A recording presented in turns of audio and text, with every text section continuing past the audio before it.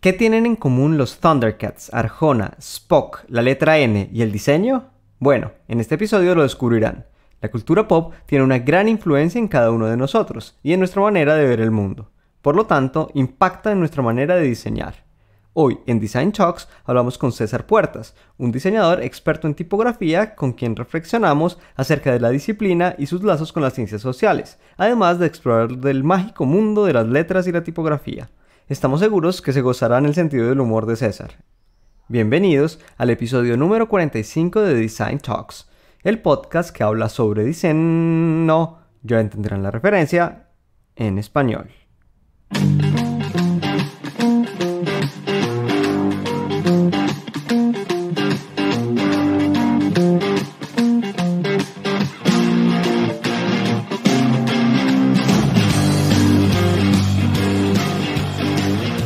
Hola a todos los diseñadores que nos escuchan, yo soy Andrés Calvache y a mi lado está Santiago Pinzón. Bienvenidos a Design Talks, el podcast que habla sobre diseño en español. Si es la primera vez que nos escuchan, suscríbanse a nuestros canales, a las plataformas de podcast como Spotify o incluso YouTube si prefieren vernos en video.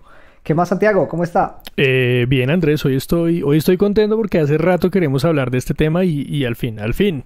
Es un tema crucial para los diseñadores, o sea, vamos a hablar hoy de tipografía. Así que, y traemos una persona relevante dentro del ámbito, al menos colombiano. Así es, César es un referente y pues estamos muy contentos de tenerlo por acá. Bueno, pero demos nuestra ronda de saludos como siempre. Saludamos al grupo I+D que nos recomendaron, nos metieron en su top de podcast de diseño para seguir. Sí, estamos muy contentos y un poco nerviosos. Esperamos no decepcionarlos. Grande poder, gran responsabilidad. Absolutamente. Spider-Man.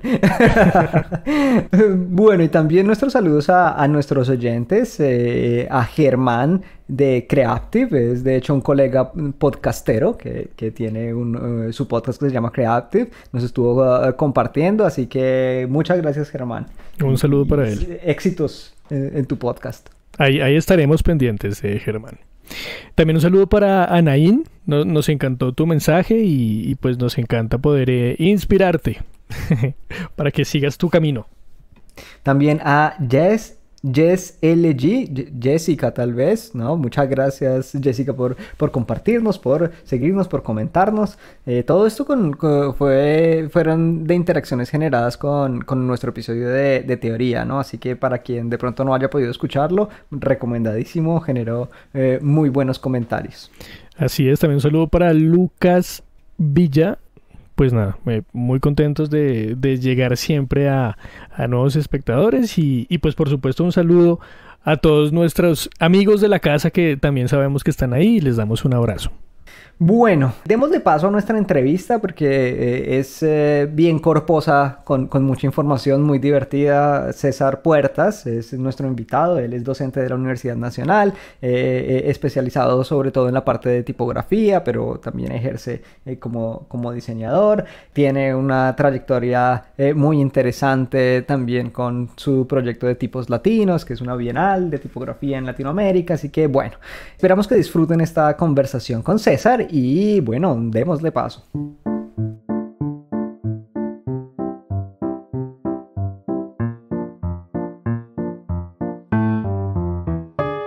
Bueno, el día de hoy tenemos el placer de presentarles a César Puertas.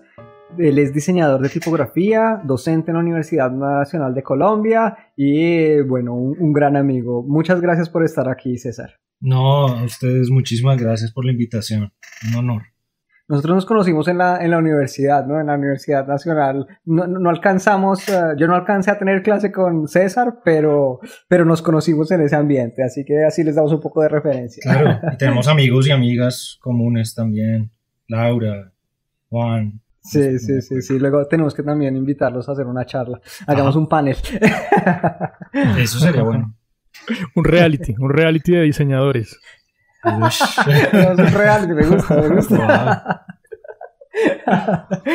Bueno, César, hoy te invitamos para poder hablar de varios temas, entre ellos la tipografía, entre ellos un poco la docencia, el diseño, la vida. Así que bueno, si quieres empecemos, cuéntale un poco a nuestra audiencia un poco de ti, así se contextualizan. Bueno, pues yo soy un diseñador gráfico de la Universidad Nacional también, de Colombia, en la sede de Bogotá. Yo ya tengo 42 años. Soy profesor allá también en la universidad desde 2010 y soy diseñador de tipografías desde 2009, que hice mi maestría en ese tema. Nada, tengo una hija, soy casado, tengo una hija de 8 años y nada, me encantan todos estos temas del diseño, me encanta la música, me gusta mucho el café también. Importante. Y por si acaso, signo zodiacal Leo, por si acaso. Cualquier cosa. Sí, eso. Si alguien sabe leer la carta astral. Yo leía la carta astral, así que por eso yo leía las cartas, sí, en la universidad. No, a mí me encantaba. Entonces, hagamos interacción con el público. Sí, claro. Bueno, César, nosotros siempre hacemos esta pregunta muy fácil, esas de rompehielo que todos sabemos responder. Ya te la anticipamos, pero ¿qué es el diseño para ti? Bueno, pues el diseño es una cosa muy, muy chévere porque es dual, ¿no? Es por un lado el resultado de un proceso, pero también es el proceso mismo. Es un poco como Arjona, ¿no? Cuando decía que Jesús es verbo, no sustantivo, pero el diseño sí es verbo y sustantivo, ¿no? Perdón la referencia chimba. Oh, está genial. Pongamos como soundtrack. Es una referencia totalmente inesperada. O sea, esto está... Esto va a marcar rating, Andrés y yo en este momento estamos...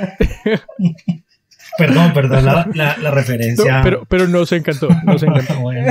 Entonces diseño es verbo y sustantivo como Jesús, ok. Pero en serio, porque miren que el diseño es eso, es el resultado de un proceso de uno imaginarse el futuro y ver de qué manera usar las herramientas disponibles para materializarlo. Pero al mismo tiempo es el proceso de materialización de ese futuro. Es esa serie, digamos, de pasos, si uno quiere usar la metáfora, ¿cierto? Del paso, de la serie de pasos o del camino para llegar a ese punto. Tiene esa naturaleza doble, creo yo. Es cierto, ¿no? Y últimamente, cuando se está hablando tanto del proceso del diseño y de, digamos, cómo serlo, o las personas que no eran diseñadores que ahora se convierten en diseñadores, ¿no? Yo creo que también tiene mucho de eso, que es una actividad también humana, ¿no? Luego, si está estructurado, ¿no? Ese es otro cuento, pero... Sí, y además... Y que es una serie de resultados, ¿no? O sea, el proceso es que pasa una vez, digamos, se da por concluido, entre comillas, y luego otra vez, y así, ¿no? No, y mire que además de eso tiene un componente bien interesante que también suele dejarse de lado, y es lo que está pasando después o lo que sucede después de que uno entrega en sí el diseño, que yo creo que también hace parte del proceso mismo de diseño y de la naturaleza misma del diseño. O sea, no es como entregar algo y allá verá usted qué hace con eso, sino que se trata también de toda esa serie de interacciones, digamos que las maneras como las personas toman ese diseño, lo apropian, lo utilizan y a través de esa interacción como que terminan produciendo significado. Entonces como que el diseño en sí no termina con la entrega del artefacto, de la pieza o de lo que uno viene a hacer, sino que continúa por un tiempo, ojalá largo, pienso yo, en la mente de las otras personas. Y que luego es cuando se usa, ¿no? Cuando se usa es que vive, o sea, es claro, que existe. Ahí es que existe. Y que tiene sentido. Sí, y ahí es cuando más influencia tiene además en el mundo, porque comienza a producir cultura, comienza a producir cambios en los comportamientos, comienza a influir en la mente misma de las personas, de esos usuarios de los objetos de diseño.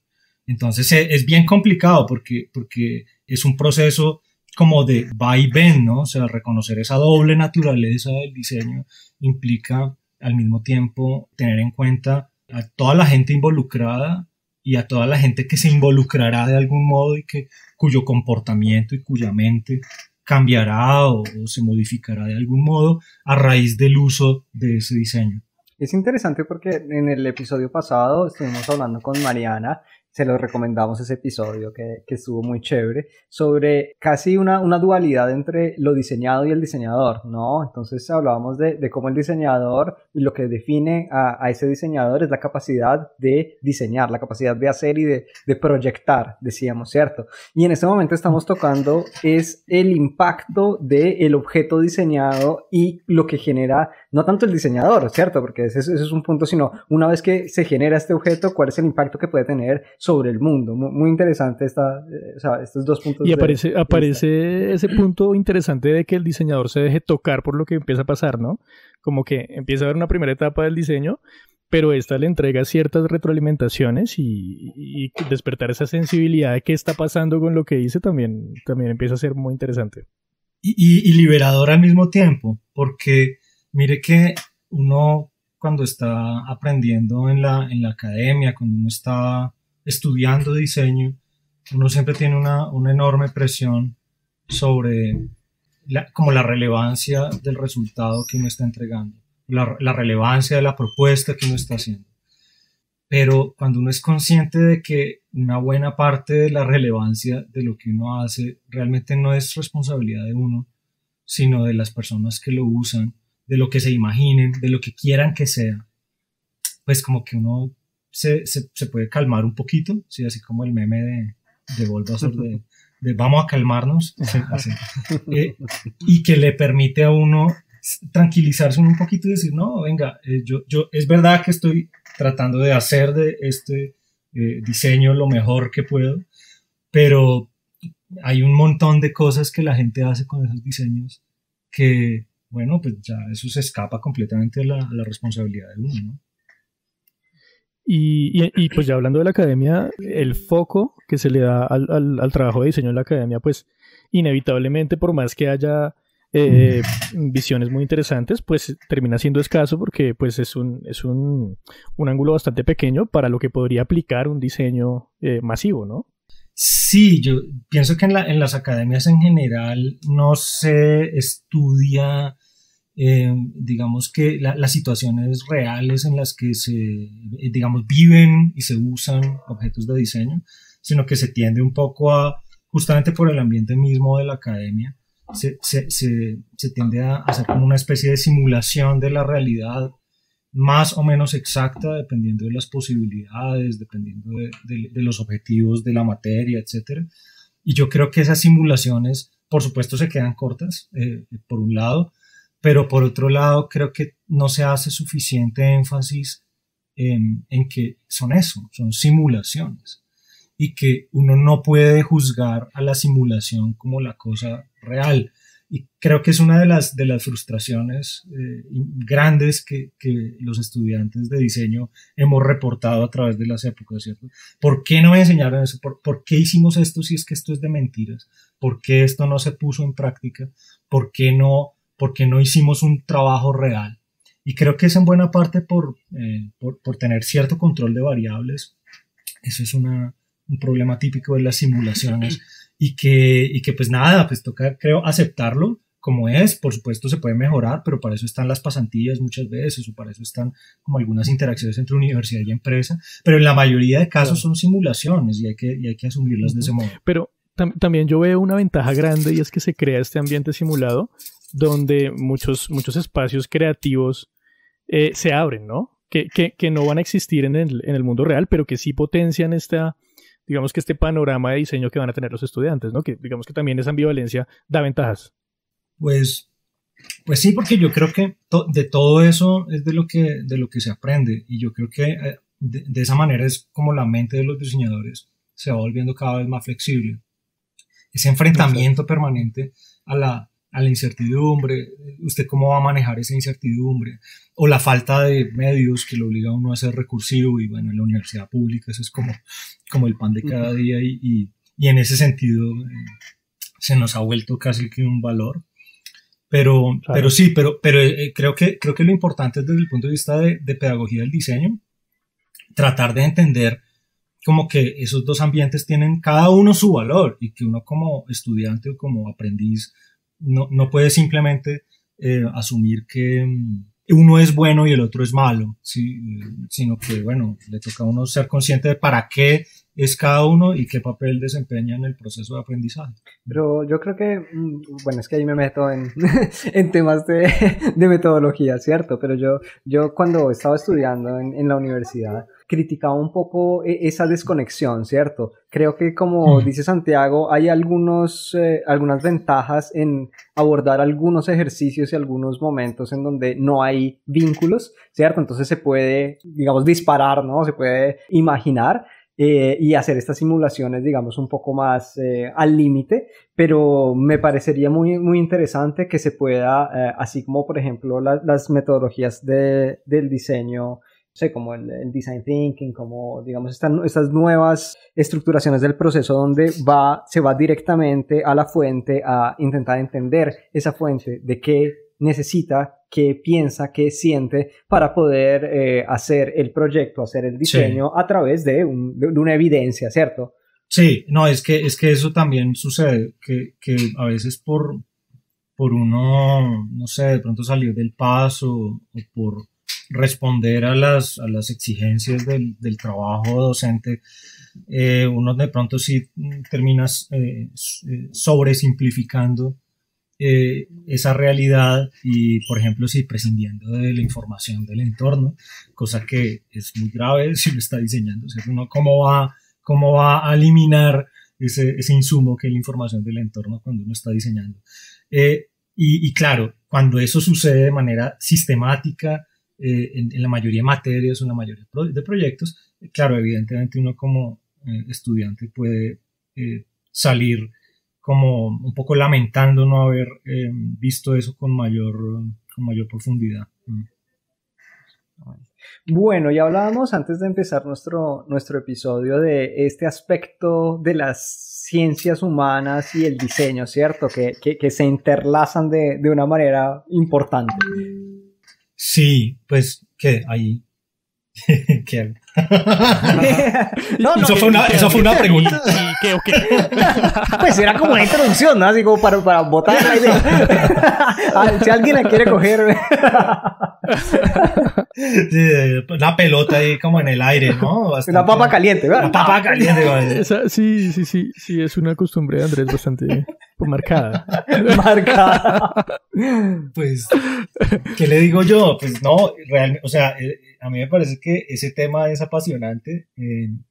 Yo creo que por mucho tiempo todos los diseños han estado muy divorciados de las ciencias sociales y de las ciencias humanas, y eso a mí me parece que es claramente un error, porque un poco volviendo al modelo de la metáfora de la doble naturaleza del diseño, si es verbo y si es sustantivo, ¿dónde son verbo y dónde son sustantivo? Y ellos se hacen realidad, se materializan, es en la mente de las personas, se materializan en comportamientos humanos, se materializan en la vida cotidiana de las personas. Y estos son temas que uno no necesariamente tiene las herramientas para tratarlos desde las artes, sino que son las ciencias sociales las que le permiten a uno que tengan un poquito de sentido, que se puedan estudiar, que se puedan profundizar y se puedan más o menos entender, aunque hay muchos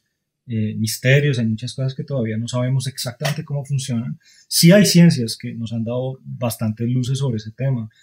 Me parece a mí que la psicología es una de las ciencias que más luces da sobre los fenómenos relacionados con la manera como los humanos le damos sentido a diseños y artefactos de cualquier tipo, y por eso mismo me parece que no debemos alejarnos de ese tema, y por el contrario, como diseñadores nos toca estudiarlos y nos toca ver de qué manera nutren nuestra práctica cotidiana. La contundencia que tiene el diseño sobre la cultura popular, ¿no? Como que a veces se habla un poco en abstracto de este tema del diseño como humanidad o como cercano a las disciplinas humanas, y cuando uno se pone a explorar el tema, pues definitivamente empieza a posicionar imaginarios, empieza a hacer exploraciones que finalmente se vuelven totalmente tangibles, ¿no? Claro, porque finalmente muchas historias terminan siendo como más importantes que el artefacto en sí, lo cual demuestra justamente la importancia de la psicología y de otras ciencias como parte, digamos, del brief del diseño. Quería hacer un símil que espero que no les parezca ofensivo, pero es lo que le pasa a las religiones. O sea, las religiones están llenas de símbolos, llenas de historias, llenas de imaginarios que, bueno, sin ellos pues realmente no tendrían mucho sentido y no le ayudarían a la gente tampoco a que las religiones mismas le aporten algún sentido a sus vidas.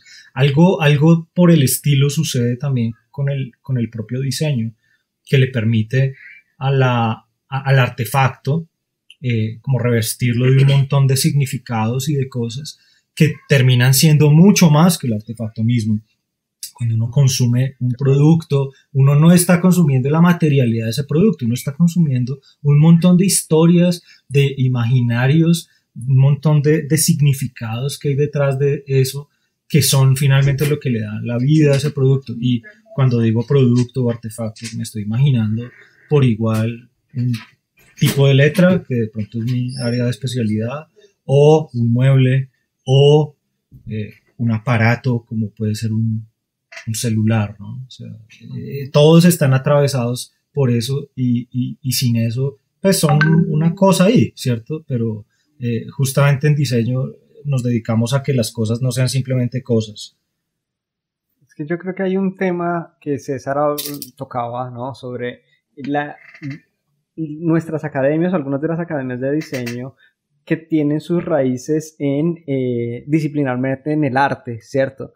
Que, digamos, hasta un cierto punto es claro que debe ser así, pero muchas veces nos cerramos demasiado a esos aspectos y no hacemos la intersección con las ciencias humanas. Yo casi que diría que el diseño debería estar dentro de las ciencias humanas para poder, o sea, dado que estamos hablando diseñando para seres humanos, ¿cierto? Seres humanos para seres humanos, ¿cierto? Dado el lado, por ejemplo, del individuo, entonces la psicología tiene un rol muy importante, pero también del contexto y de la sociedad. Entonces también todo el tema sociológico y entender el contexto para que ese artefacto de diseño tenga una función dentro del contexto. Creo que es importante. Nosotros, o sea, pareciera que lo ignoráramos en algún momento. Entonces sí, yo estoy muy de acuerdo con esa perspectiva en donde el diseño se tiene que acercar y entrelazar con las ciencias humanas. Bueno, yo aprovecho ahí para hacer una pequeña introducción de qué referentes tiene César, o digamos dentro de la cultura popular, qué referentes le parecen contundentes y, no sé, como que han tenido una potencia necesaria como para ser, no sé, digamos que un referente interesante para él.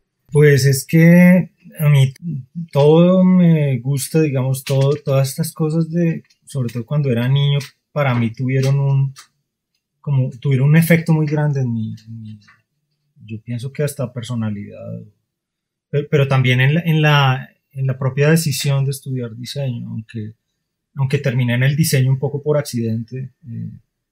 Andrés sabe que mi idea inicial era ser médico. Para nada me arrepiento, o sea, me parece apasionante. Yo llegué, creo, al diseño por los Transformers, que siempre me han gustado, por los superhéroes, que yo desde niño me sé todos los escuditos, y el escudo de Superman, el escudo de Batman. O sea, son unas formas, el de los Thundercats, son unas formas que a mí me han parecido como tan potentes, tan poderosas, claro, no por la forma en sí. Miren cómo siempre todas esas formas están atadas a historias, están como tejidas con historias de mundos imaginarios, personajes que pues, seguramente no son posibles todavía, al menos. Y claro, la manifestación, digamos, más tangible de todas esas cuestiones imaginadas son los escuditos, los colores. Y todo eso yo, digamos, lo apropié desde que era muy chiquito. Andaba con mi cuaderno de dibujo para arriba y para abajo. En los paseos me la pasaba era dibujando, íbamos a Melgar y yo dibujaba. Y todo el tiempo me la pasaba en eso. Y claro, no sé, eso termina uno determinándolo hasta cierto punto en su mente, ¿no? Y es parte de las obsesiones hasta hoy.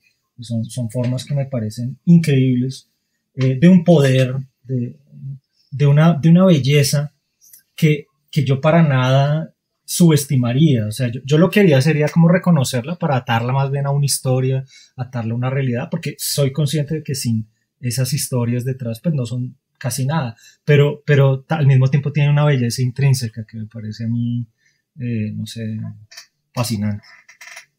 El mundo de los superhéroes, como digamos que bajo el punto de vista de diseño, tiene unos elementos maravillosos, ¿no? Porque ahí se encuentra toda esa coherencia visual, incluso objetual, cuando se trata un proyecto de diseño, ¿no? Entonces está el símbolo como el escudo, está el vestuario, está la personalidad del personaje, están los artefactos que el personaje usa, ¿no? Entonces, por un crisol de diseño, es apasionante, ¿no? Sí, le da vida a esos personajes que hasta que uno no los imagina de algún modo, o sea en la mente, o sea, en una pantalla, hasta que eso no se imagina, como que no es tan real y uno no se lo cree tanto.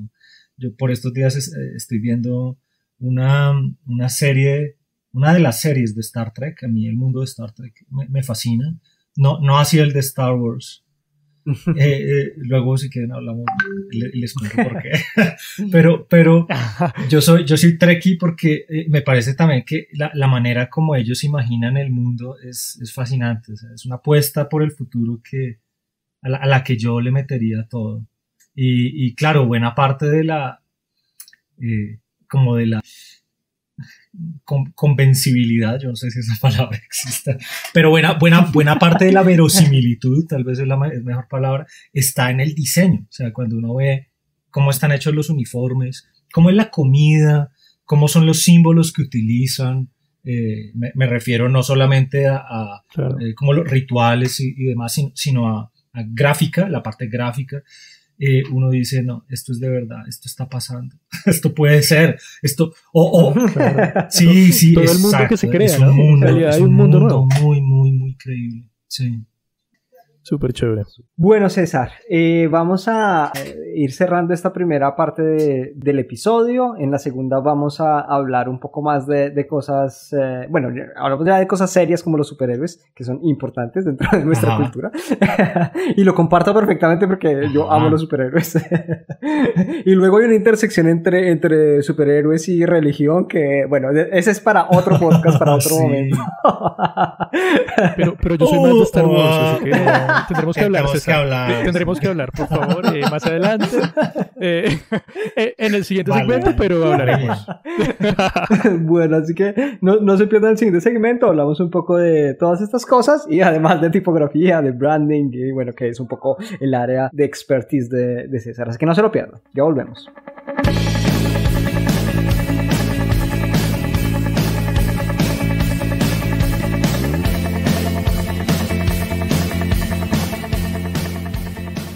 Bueno, Andrés, seguimos con César Puertas. Pues hemos hablado de varias cosas muy interesantes, pero queremos profundizar un poquito más ya sobre lo suyo, que es la tipografía, ¿no? Que nuestra audiencia no lo perdonaría. Tenemos a César Puertas. Pues porque es que... claro, me los imagino ahí pegados pendientes. Absolutamente, o sea, sí. Hacemos la... Tal cual. No, pero es que hay que decir, pues, al César lo que es del César, y es muy chistoso que sea César Puertas.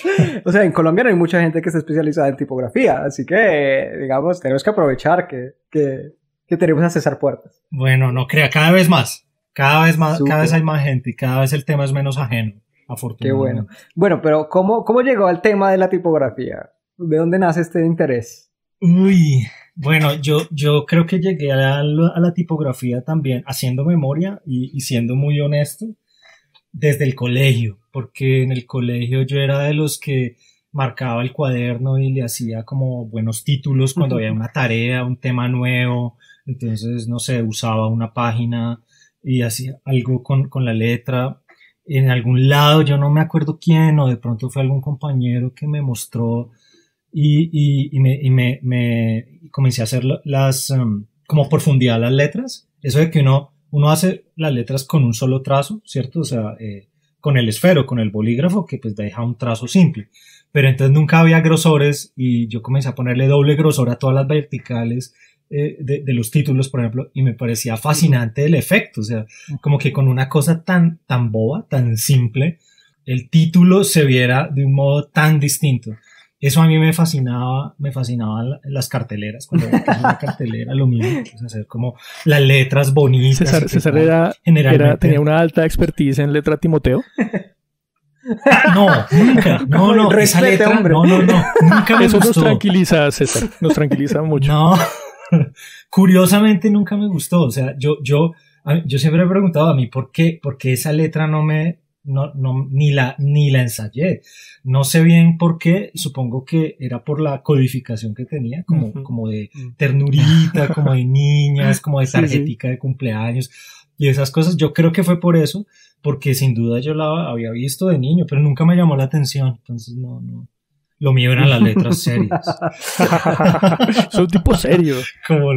Yo soy un tipo serio, Entonces, sí, yo creo que le entré por ahí. Luego, cuando por cosas de la vida terminé estudiando diseño gráfico, hubo varios profesores ahí que a mí me dejaron muy marcado. Orlando Beltrán, por ejemplo, seguramente Andrés se acuerda de él. Él todavía está vinculado a la universidad y enseñando a la gente a hacer libros y enseñando tipografía también. Entonces, él a mí me dejó muy, muy marcado por ese lado. También Freddy Chaparro, con él vi una materia de revistas, algo de diagramación. Yo copiaba mucho todas las cosas que hacía Freddy, porque en esa época él tenía como una vida muy activa profesional por el lado del Banco de la República. No sé si usted ha visto los catálogos que él hacía, hermosos. Yo cada vez que podía me iba a la Luis Ángel Arango, por ejemplo, o a al Banco de la República, a esos museos que hay por ahí, y cada vez que podía me robaba un catálogo de esos, de las exposiciones que había, y en la casa yo miraba y le hacía como ingeniería inversa. Yo, ¿esto por qué se ve tan bonito? Maldita sea, esto es muy bonito, esto es muy bello, yo quiero diseñar así. Entonces a Freddy le copié muchas cosas, muchas mañas, y yo comencé a aprender de tipografía por ahí, sobre todo de composición. Y a otro profesor, Gabriel Suárez, yo creo que ya no estaba cuando Andrés estudió. No, él ya se había jubilado, pero él daba tipografía. Yo conocí en tercer semestre, la asignatura, y él nos mostró, y en alguna clase nos llevó plumas y nos llevó como modelos caligráficos para imitar. Esa clase es genial. La de la pluma a mí me encanta. Yo fui feliz. No, es una nota. A mí eso me encanta, me parece delicioso. Yo no sé, a mí es otra cosa que a mí me chifla desde cuarto de primaria, que en cuarto de primaria un profesor mío del colegio se llamaba, bueno, el apellido era Bejarán, no me acuerdo cómo se llamaba, era ya bien viejito, nos enseñó a hacer para el Día de la Madre, coincidencialmente, mire, hoy es Día de la Madre, nos enseñó a hacer letra gótica con plumilla. Wow. Pero pues eso es un exabrupto, eso no se puede, pero igual conocí el modelo en ese momento y me encantó, y cuando con Gabriel Suárez comenzamos a mirar el tema de las plumas, que él nos lo presentó, yo me acordé ahí mismo de mi cuarto de primaria y comencé a practicar por mi cuenta distintos estilos de letra. todo. Súper, súper, súper. Qué chévere porque a la final siempre hay como que uno encuentra conexiones, ¿no? Que los llevaron a tomar ciertas decisiones y digo, ay, sí, sabe que sí, esto, más esto, más esto.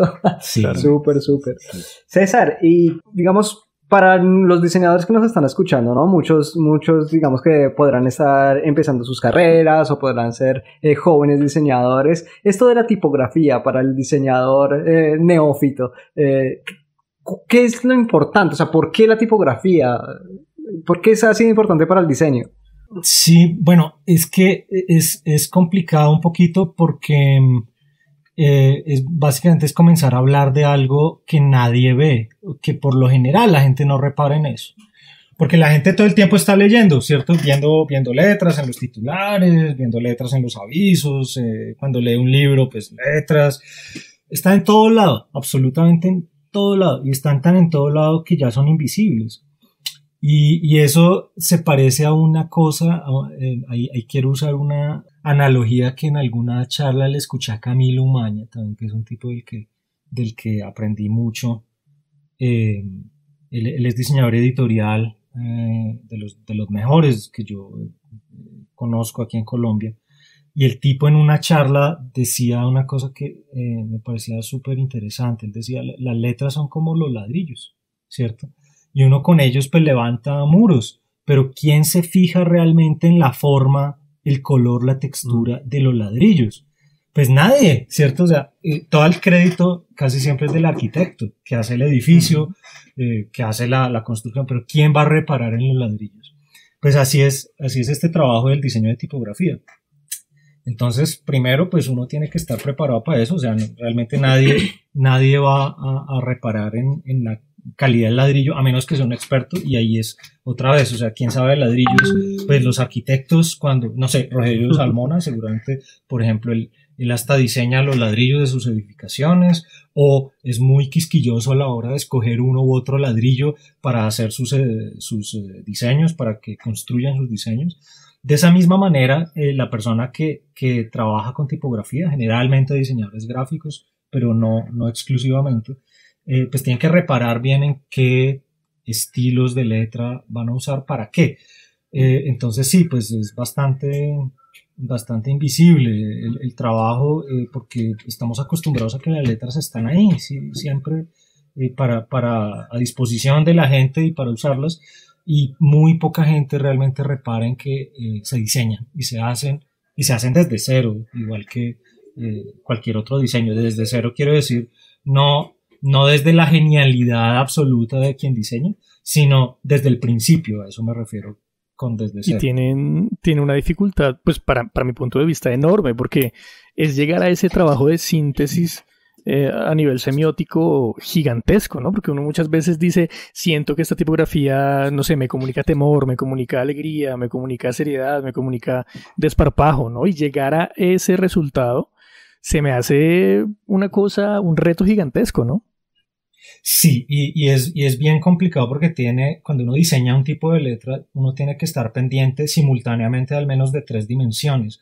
Una dimensión que es como el detalle, si uno mira la letra con lupa, y entonces ahí usted ve las formas de las letras, ve, no sé, estas curvas o esta cantidad de líneas rectas se ven así como agresivas, o se ven al revés dulces, o se ven amables, o sí, como que esa dimensión que es microscópica comienza a transmitir algo. Entonces la letra tiene que estar o muy grande para verse, o pues sencillamente no se ve nunca, ¿cierto? Y básicamente se vuelve como un argumento de venta.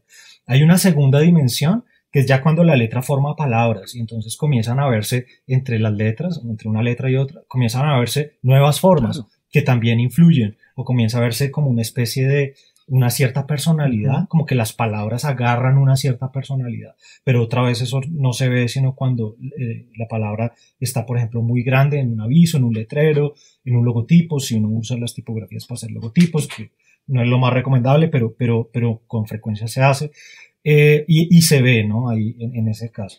Y hay una tercera dimensión que es así, casi nadie se la pilla, sino cuando uno está haciendo diseño editorial, libros, revistas, páginas enteras, y es ya en párrafos. en cantidades grandes de texto, la letra comienza a coger una cosa que en tipografía se llama color, ¿cierto?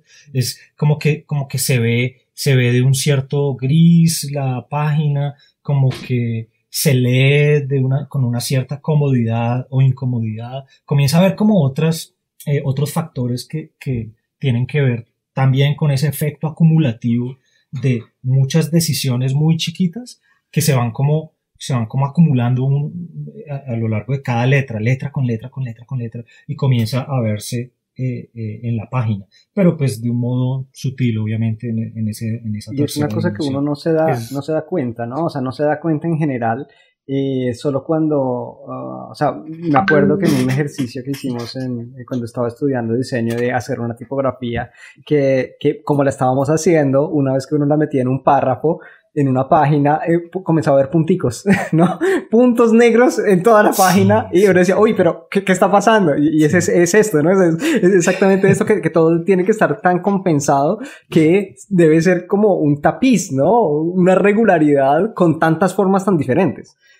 Sí, la tipografía tiene una cosa muy interesante, y es eso que usted menciona, es muy subliminal, o sea, está en el umbral de la percepción, o más allá incluso de lo que uno consideraría perceptible. Y eso la hace sumamente interesante porque nos conecta con aspectos, digamos, de la psicología de la gente, sobre todo de la psicología popular de cada uno de nosotros, y yo por eso insisto, el diseño es una ventana para conocer la naturaleza humana, y esa ventana se abre un poquito también cada vez que uno diseña tipografía, porque ahí mismo uno se está metiendo con un montón de cosas. No parece, no se nota, pero es así. Uno comienza a meterse, por ejemplo, con esas cosas que la gente percibe, por ejemplo, como amable, como suave, o duro, o autoritario, o los adjetivos que usted quiera. Y por esa misma vía, uno se encuentra derechito con un tema que a mí me parece también apasionante, que son los estereotipos. Por ejemplo, si usted va a hablar, va a decir, no, quiero, y eso es con frecuencia sucede en diseño, ¿no? Es que quiero una letra muy femenina. Y uno dice, uy, pucha, pero ¿qué es femenino? ¿Qué tipo de feminidad? Claro. ¿Por qué? ¿Hay algo femenino? O sea, ¿hay algo masculino? O sea, por esa vía uno está básicamente se está obligando como diseñador a tener una postura, una opinión frente a fenómenos sociales altamente complejos y altamente polémicos. Y uno como diseñador puede sacar la barata también. Bueno, voy a buscar en internet qué es femenino. Es como así, como script, una letra caligráfica, etc. Listo. Entregarse a los clichés, entregarse descaradamente a los clichés. Exactamente, uno puede hacer eso, o sea, nadie ni lo prohíbe, ni es ilegal, ¿no? Y de hecho, si uno lo hace, probablemente hasta mejor recepción tenga. Claro. Pero ahí es donde entra la ética también del diseñador, y la ética me parece también que es otra ciencia humana, otra ciencia social derivada de la filosofía, que tiene todo que ver con el diseño, y pocas veces eso se menciona. Y la reinterpretación permanente de los códigos, ¿no? Porque siempre van cambiando. Sí, exactamente. Para allá iba, exacto. ¿Hasta qué punto la responsabilidad de uno como diseñador es usar el código que ya existe y simplemente reproducirlo? ¿O hasta qué punto el trabajo de uno es revisarlo, analizarlo y decir, oiga, yo quiero usar ese código o quiero inventar uno diferente? Y entonces me van a decir, entonces usted quiere ser artista, ¿cierto? Venga a ver, y esa discusión de arte y diseño, ¿cierto? Que a mí me parece que no se ha agotado del todo en la teoría. Digamos que los teóricos del tema ya sienten que se ha superado, pero en la vida profesional me parece a mí que esa discusión está viva todo el tiempo. Entonces le toca a uno, eso lo obliga a uno a tomar unas decisiones que pueden ser por establecer ahí como una falsa dicotomía, como lo más mainstream, popular, familiar que haya, o uno puede también pensar en algo distinto, profundamente, digamos, extraño, si se quiere, como nuevo, pero que atente, por ejemplo, contra esos códigos que se supone que están establecidos. Entonces, ahí hay un tema ético que atraviesa el diseño que me parece que no podemos ser indiferentes. Súper. Y esta permanente búsqueda de innovación también de parte del diseño, desde el más mínimo código también siempre se imprime, ¿no? Entonces, este trabajo de síntesis tan grande que implica reinterpretar estos códigos, pues es un reto de diseño gigantesco, ¿no? Sí, claro. Pero es una responsabilidad que uno como diseñador tiene que asumir. Claro. Si a uno le toca hacer un volante para el Día de la Madre y entonces pone una señora que está con una plancha, claro. Como que ahí hay una responsabilidad. O sea, la persona que diseñó ese aviso, que eso no se hizo solo, no brotó de la tierra, no se generó solo. Si la persona no se hizo esa pregunta o no se le permitió siquiera hacérsela, bueno, ahí hay un problema, ¿cierto? Ahí hay un problema. Estamos hablando de una carrera, de una disciplina que está altamente involucrada con todos estos códigos culturales, que tienen un potencial de transformación de la sociedad, pero al mismo tiempo tiene un poder muy grande para reproducir los mismos códigos y los mismos comportamientos de los que creo yo, pues deberíamos estar tratando de librarnos. Claro, y proponer unos nuevos códigos que digamos que atrás tengan unos ideales, pues digamos que mucho más interesantes y más potentes por supuesto, para la sociedad, ¿no? Por supuesto. Y que tienen que ver con política, ¿no? Entre otras. O sea, Andrés y yo creo, somos de una escuela en la que creo que por todas las cuestiones por las que ha atravesado el país y estas tensiones entre izquierda y derecha, como que el origen mismo, digamos, de las artes en el país, su desarrollo como unas disciplinas más bien alejadas de lo político por conveniencia más que cualquier otra cosa, un poco se nos ha transmitido todo eso y tendemos a ser por la academia un poquito neutrales en términos de política, si se quiere tibios, ¿cierto? Y resulta que la nuestra es una profesión profundamente política, por el contrario. Porque cada cosa que hacemos tiene que ver con eso. De acuerdo. Sí.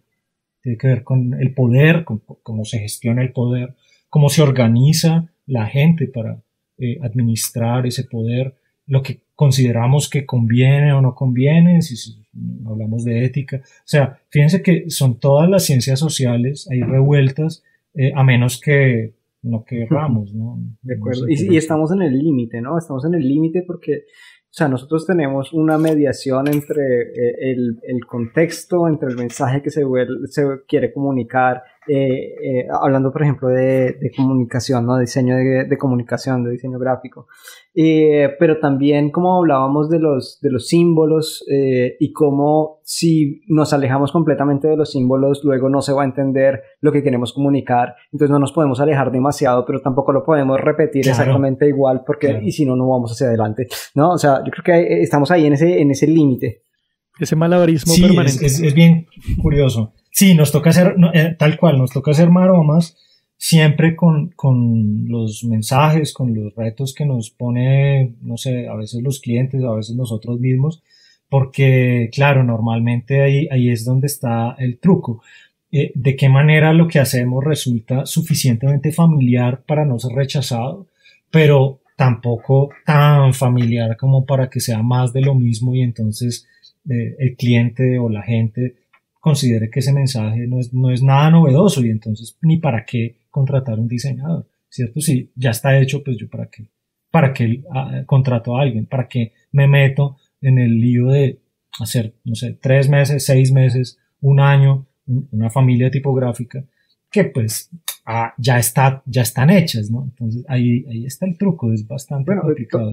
Tocas un tema muy interesante, ¿no? Porque, digamos, tipografías tenemos miles, o sea, millones seguramente. Millones. ¿No? Sí, y luego millones. decimos, bueno, ¿por qué vale la pena creer? Bueno, ya nos hemos respondido un poco esta pregunta, ¿cierto? Con todo el discurso.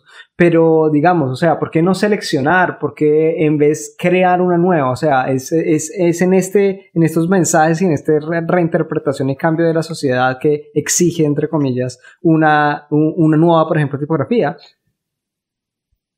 Sí, yo creo que eso es una pregunta que no es fácil de responder, pero voy a intentar. Yo creo que por un lado, porque hay que reconocer que los seres humanos no hacemos las cosas únicamente porque nos toca, sino a veces porque queremos.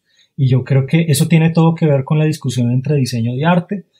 Y me parece que hay que reconocer y darle toda la importancia a la gente que es el diseñador. El diseñador es una persona. Y como persona no necesariamente está siempre motivada por el dinero o el mercado o sí, un montón de motivaciones, digamos, externas, sino también porque quiere hacer algo, porque quiere aportar de algún modo. Entonces creo que hay una razón importante. Pero si nos vamos, digamos, a razones más externas, las hay y hay varias, ¿no? Por un lado puede ser más fácil diseñar un nuevo tipo de letra que encontrarlo, porque ya estamos en una época de la historia de la tipografía en la que hay tantos tipos de letra que está sucediendo lo que nadie se imaginaba. Sí, que ya yo cómo encuentro lo que necesito en medio de semejante sobreabundancia de posibilidades. Entonces a veces resulta mejor mandar a hacer la que uno quiere. Uh-huh. Pero por otra parte, y que es una noción profundamente contraintuitiva, pero hay otra que puede ser el tema de la propiedad intelectual. Resulta que cuando yo uso un tipo de letra debo tener permiso para usarla, ¿cierto? Permiso del titular, no necesariamente el titular y el autor son la misma persona, pero puede ser. Y si yo necesito licenciar no una, ni dos, ni tres, sino 5,000 licencias, hombre, de pronto me sale más barato mandar a hacer la fuente nueva y exclusiva que ponerme a pagar 5,000 licencias de esa fuente. Entonces, bueno, ahí el argumento es netamente económico y algunos clientes lo entienden de ese modo también. Pero también está el argumento como de funcionalidad. O sea, digamos que encontramos una tipografía como yo la quiero. Digamos que esa es y ya está hecha. Bueno, tiene todo lo que yo necesito para el trabajo que necesito. Y ahí es donde comienza a haber problemas, porque por ejemplo una marca puede querer algo que nadie más tenga, o los usos de la tipografía en la marca, en los mensajes de esa marca, requieren el uso de ciertos signos o cierta programación que de malas la tipografía que parecía perfecta no tiene. Y entonces hay que hacerlo, ¿cierto? Entonces, pues nada, tocó mandarla a hacer. Eso es lo que pasa cuando uno se mete como en este negocio. Le toca tener buena conciencia de esas razones para que el cliente las pueda apreciar. Y sumado a eso, yo diría también que es una reinterpretación de la época, ¿no? O sea, como que, no sé, yo me imaginaba, por ejemplo, si siguiéramos comunicándonos con estas letras célticas de los manuscritos, ¿no? O sea, como que es un reflejo de la sociedad permanente, ¿no? Sí, yo creo que permanentemente estamos en esa búsqueda de lo que se vea como de ahora. Y eso implica reconocer el pasado. Muchas de las cosas que ya están hechas, por supuesto que están bien hechas, o sea, nadie lo duda, pero ya tienen ese sabor viejo, añejo un poco. Exacto. Y no parecen de ahora. Uh-huh. Entonces, sí, eso que usted identifica claramente es otro argumento. Sí, y bueno, también pesa. Hay muchas marcas que deciden, o diseñadores también por cuenta propia, que simplemente deciden hacer una nueva interpretación del sistema de escritura. En nuestro caso el que más usamos es el latino, pero puede ser otros y bueno, eso puede ser una buena razón, pero eso me acaba de recordar también de otro argumento para diseñar tipografía, y es que hay muchos sistemas de escritura que sencillamente no, hasta hace poco, por ejemplo, comienzan a ser representados de manera tipográfica. Por ejemplo, el sistema de escritura árabe por mucho tiempo se ha manejado, incluso en medios de comunicación masiva como periódicos, se ha manejado muy manualmente. Me refiero sobre todo a los titulares de prensa de algunos diarios de países que usan el árabe como idioma de comunicación diaria. Y en ese caso, bueno, pues ¿cómo hacemos para que estos nuevos estilos y estas nuevas tendencias de diseño que transmiten ideas, que transmiten sentimientos o emociones, se vean reflejados en el sistema de escritura árabe? Pues nada, pues tocó diseñar tipos de letra, y eso mismo le pasa a otros tipos de letra. Estamos hablando de millones de personas o de cientos de millones de personas que leen esas letras a diario y que pueden tener esa necesidad, sí.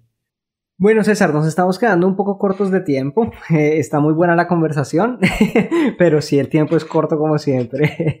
Te queremos preguntar por algún ejemplo de tu trabajo, ¿cierto? Que nos cuentes un poco, que lo consideres importante, de pronto conectado también con branding, no sé, elige tú un poco. Cuéntanos. O de los favoritos, de los consentidos del portafolio que uno siempre tiene. Así uno diga que no, uno siempre tiene algún favorito que adora. Como con los hijos. No, mentira. Proyectos consentidos. Tal cual. Pero es que es así. Yo creo que cada proyecto es como un hijo, eso es así. Pues yo tengo varios que me traen como muchos recuerdos, pero de pronto les hablaría del que para mí ha sido más interesante, más complejo, que me ha traído también más satisfacciones. Podría ser el de La República. El diario La República me encargó hace ya, 8 años, eso fue en 2012, el diseño de un tipo de letra para la marca y para el periódico. Estaban en medio de un proceso ahí de rediseño de su marca, de rediseño de los procesos mismos de composición del periódico, de cómo ellos trabajaban en el periódico. Entonces me encargaron un tipo de letra y fue todo un reto, porque yo en ese momento no sabía muchas cosas de diseño de tipografía que vine a aprender gracias a ese proyecto. Hasta ese momento yo había hecho, tal vez la familia más grande que yo había hecho era Buen Día, tal vez, de 6 variables. Entonces para mí una familia ya además era mucho cuento. Interpolar, que es como una técnica ahí que se usa para básicamente encontrar posibilidades intermedias entre dos formas extremas o datos extremos, que se usa mucho en tipografía para cuando uno quiere encontrar grosores medios o anchos intermedios entre diseños. Entonces eso lo vine a entender después de mis estudios en tipografía en la Real Academia de Artes de La Haya, a partir de este proyecto que yo hasta ese momento no lo entendí. Entonces ese proyecto sí me trajo como muchas satisfacciones en ese sentido, porque además hubo muy buena comunicación con el cliente necesitaba como cosas muy específicas y claramente ningún tipo de letra de catálogo como que las iba a tener. Además de la personalidad, tenía que ser una cosa muy chistosa, que independientemente del tipo de letra que uno escogiera de la familia, tenía que tener el mismo rendimiento porque era un periódico, entonces claro, no podían darse el lujo de que se le recorriera el texto cada vez que ponían una negrita o que cambiaban de estilo. Fuera de eso estaba la parte técnica de la impresión en rotativa, entonces que no se fueran a manchar las letras. Bueno, eso hubo un montón de condiciones, digamos, en ese proyecto que fueron muy interesantes, me enseñaron mucho. Y al final de eso también hubo mucho reconocimiento, un premio acá nacional de diseño, el lápiz de acero, que me lo dieron por ese proyecto. En el Type Directors Club también me dio un certificado de excelencia por ese proyecto. Bueno, fue un proyecto que me trajo muchas cosas y por eso lo recuerdo con cariño. Súper interesante, muy, muy, muy chévere. A la final hiciste, o sea, la familia cuántos digamos, pesos tenía, porque sé que son un montón. Sí, ya le averigué, creo que son 14, venga a ver, 1, 2, 4, 6, 8, 10, 12, 14, sí, 14, 7 y 7, sin contar los de titulares. Ahora, ese es un tipo de letra también que por las condiciones, digamos, que establecimos desde el principio con el cliente, el diario la tuvo por exclusiva 5 años. Y luego de eso la publicamos y están en este momento en Adobe. Yo tengo algunas fuentes ahí publicadas, aprovecho ahí para hacer la propaganda, claro, si ustedes me lo permiten. Y entonces está bajo el nombre está bajo el nombre de Bagatela, para los que estén escuchando, los diseñadores que de pronto quieran usar un tipo de letra ahí como adecuado para texto largo, para revistas, de pronto para periódicos, es bonito y funciona bien. Ahí tendremos el link en las notas del episodio, estará por supuestísimo el link.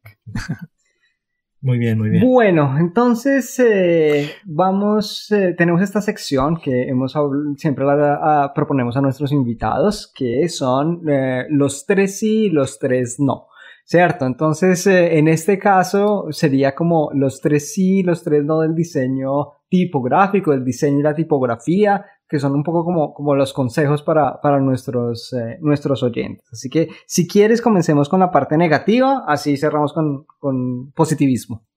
Las razones para no estudiar diseño. O por ejemplo, ¿sí? No meterse en el mundo del diseño o de la tipografía, si es el caso de un diseñador que dice, ¿dónde me quiero meter? Sí, mire, es un trabajo de mucha paciencia. Entonces, si usted no está dispuesto a esperar, si usted quiere resultados inmediatos, si usted quiere algo así rápido, reconocimiento rápido, por ejemplo, o si quiere ver resultados rápido, yo creo que no. La paciencia es bueno que no es su fuerte, no se meta. Sí, no. No, si la paciencia no es su fuerte, no se meta en esto. Si no está dispuesto también como a depender del mercado, no se meta en esto.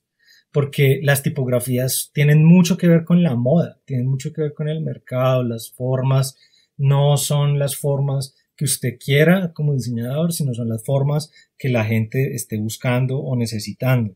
Entonces, si uno tiene una opinión demasiado, ¿cómo decirlo? Susceptibilidades.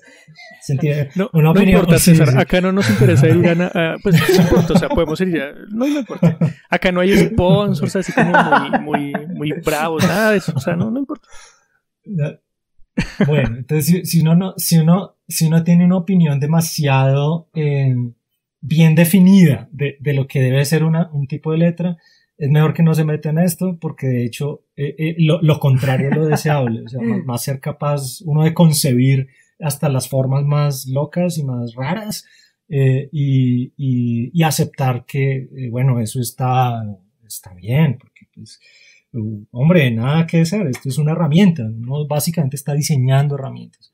Si a usted no le gusta algunos componentes tecnológicos, o sea, manejar archivos, manejar código, algunas cosas que algunos diseñadores les parecen muy hartas e imposibles de manejar, mejor que no se meta en esto, porque hay que manejar código, archivos, versiones. Uno se siente un poco como un desarrollador de software, pues. Claro, guardar las proporciones. A mí me oye de pronto algún diseñador, algún ingeniero iba a decir, ay, pero eso son papitas al lado de escribir código de verdad, pero uno diseñador a veces siente que esto es bastante pesado. Entonces hay que estar dispuesto a eso y estar dispuesto a aprender. Entonces, si usted no está dispuesto a estar aprendiendo todo el tiempo, es mejor que no se meta en esto. Súper. Claro, muy claro. Bueno, cuéntanos por qué vale la pena. Porque, o sea, ¿qué es esta parte bonita del diseño tipográfico? De diseñar tipografía. Sí, bueno, yo creo que vale la pena estudiar esto, porque sí lo pone a uno en una posición muy especial en la que uno va a trabajar con otra gente muy distinta de uno. O sea, cuando uno diseña tipografía, uno es un bicho un poco raro y lo buscan un poco por eso también. O sea, uno es el bicho raro que hace la letra, ¿cierto? Pero entonces eso significa que los que lo buscan a uno son los bichos que no pueden hacer las letras, pero al mismo tiempo tienen una sensibilidad suficiente para saber qué es lo que se está necesitando. Posiblemente directores creativos, posiblemente publicistas, posiblemente gente en otros cargos que no necesariamente son diseñadores, algunas veces sí, otras no, y con los que usted va a poder comunicarse. Entonces esa parte es muy gratificante. Otra parte que a mí me parece muy chévere de dedicarse uno a esto de la tipografía es que, a diferencia de otros trabajos, uno siente que uno hace una raya, uno hace alguna letra, algunas curvas, algunas cosas, y mal o bien quedan ahí, o sea, están ahí y se podrían al menos hipotéticamente utilizar. Entonces uno siente como que no está perdiendo el trabajo cuando se sienta a dibujar. Uno siente que el trabajo se acumula. Una cosa muy, muy agradable que he sentido en los últimos 10 años es que al principio yo no me rendía nada, pues yo decía, no, yo cuándo voy a tener una librería de tipografías que me permita a mí medio tener algún ingreso por esto, o sea, pues nada, en el año 3000. Pero a lo largo de estos últimos 10, 12 años que llevo dedicado a este tema, yo publiqué mi primer tipo de letra en 2007, ya cumplí 12 años de hacer fuentes propiamente. Como que uno dice, oiga, sí, ya comienza a notarse la cantidad de trabajo, comienza uno a sentir estos 10 años, pues no han sido totalmente en blanco, comienza a ver cómo totalmente sí, no totalmente, como que he hecho algo y entonces claro, llega y me pregunta Andrés, bueno, y entonces denos ejemplos de bueno, entonces yo le puedo sacar este y le puedo sacar este, que siento que es una cosa que no siempre sucede en diseño, porque en diseño, en otras áreas del diseño, yo creo que uno vive muy al día y uno hace un trabajo y se acabó el trabajo y bueno, pues en el mejor de los casos queda en el portafolio porque uno está orgulloso de él, pero en muchos casos son trabajos como muy por pagar las cuentas y entonces uno siente que lo hizo y listo, quedó bien, pero no es nada de lo que yo pueda estar orgulloso mostrar en el portafolio, etcétera. En tipografía, si uno trata de hacer las cosas bien desde el principio, esto se vuelve un activo de propiedad intelectual de uno. Y cuando yo me muera, es mi idea, pues le dejo esto a mi hija, a mi esposa, a mi familia, y es algo que yo siento que quedó, pero en muchas áreas del diseño uno siente que eso no se construye, claro. Porque el legado, la construcción de un legado no es tan clara desde el principio. Sí. Súper, yo tengo, Andrés me va a regañar porque vamos un poco largos, pero tengo una última pregunta. ¿Cuál es la letra favorita de César? ¿Cuál es la más chévere para dibujar? La más cariñosa. Una pregunta más fácil que la de que es el diseño.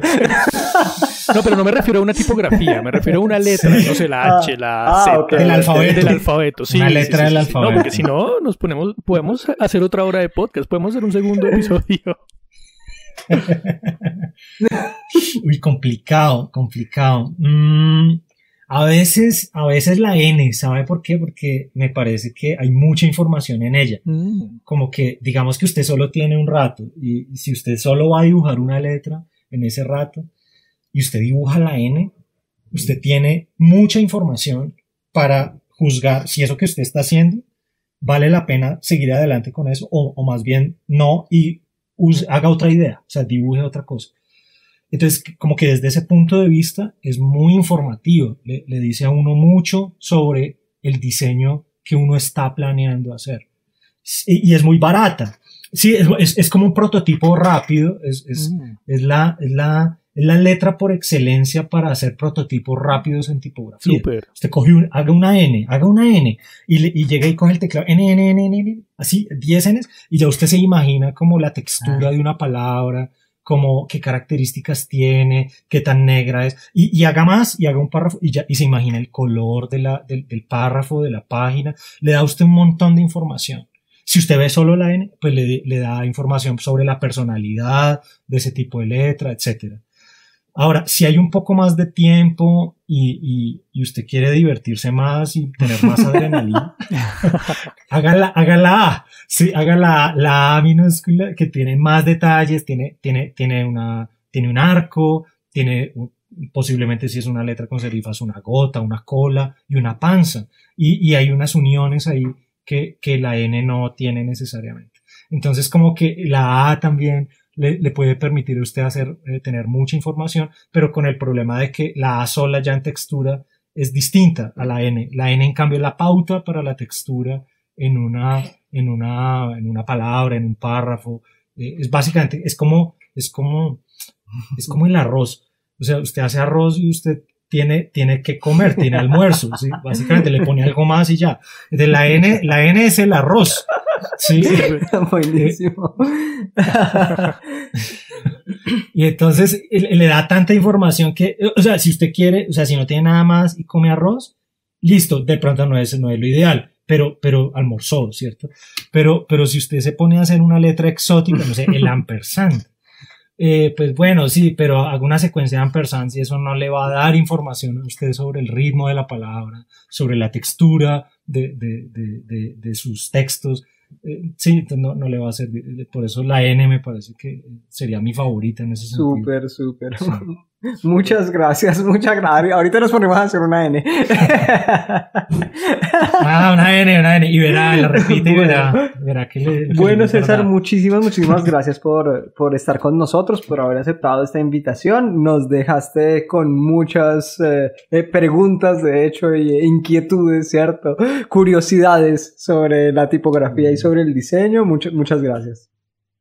No, a ustedes 1000 gracias por la invitación. Para mí esto es un honor. Yo admiro mucho el programa que ustedes están haciendo y como le contaba Andrés, en algún momento quería hacer algo similar, pero sencillamente no tuve el valor, tal vez.